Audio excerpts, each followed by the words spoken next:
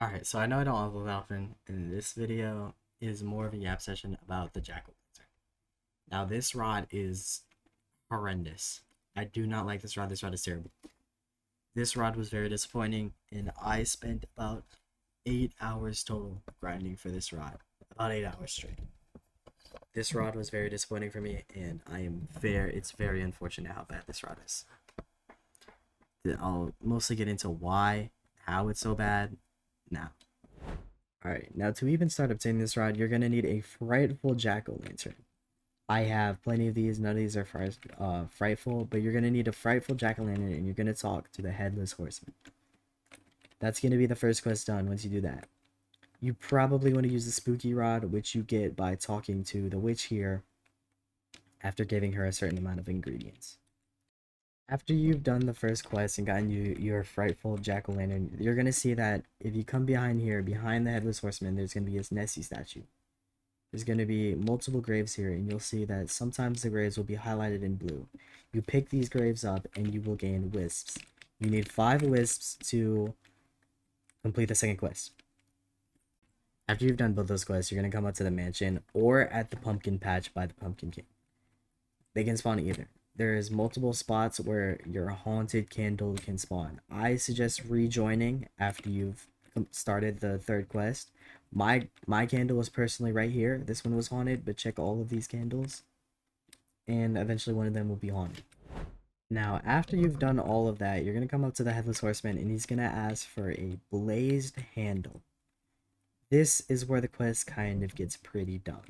For the blazed handle, you got to go up to the witch. And what you have to do is get 100 ingredients to her. You have to give 100 ingredients. You'll know you've gotten the handle once you have to put in 25. And the problem with this is that this takes about 8 hours straight, as the goblins only spawn every 5 minutes and they only give 1. So this takes about 8 hours to finally get the blaze. Now, after you finally completed all of that, you're going to see that there's going to be one more quest.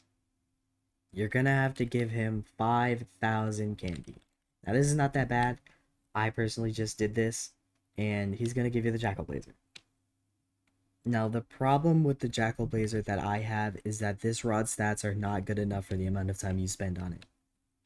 96 lure speed, 66.6 luck, 0.16 control, 66 resilience, and in max KG being infinite.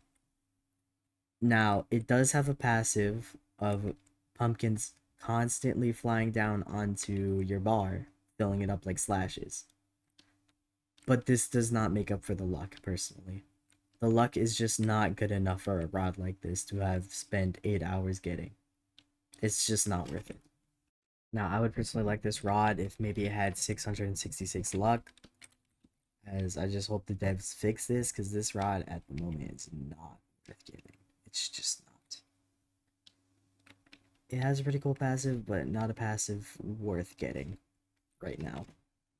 Something I forgot to add when making this video is that this rod has 2 mutations, one being Wicked and the other one being Jack's Curse. I have personally not gotten the Jack's Curse, as I've been told it is only a 2% chance, but it is 16.6, while the Wicked mutation is 6.6. So do with that what you will, but I still don't think this rod is very worth it for what you have to do for it.